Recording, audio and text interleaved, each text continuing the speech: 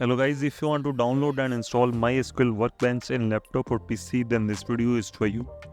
Now first of all, go to Google and search Mysql Workbench. Now click on download. Now scroll down and just click download. Now click just start my download. Just download the setup. Now just open the downloaded setup.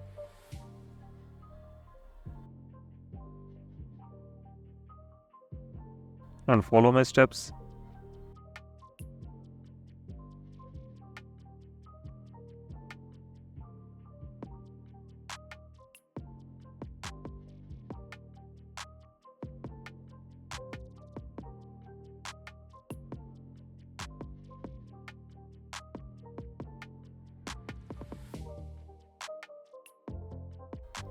Now you can see Mysql Workbench is totally installed in our laptop or PC. Thanks for watching.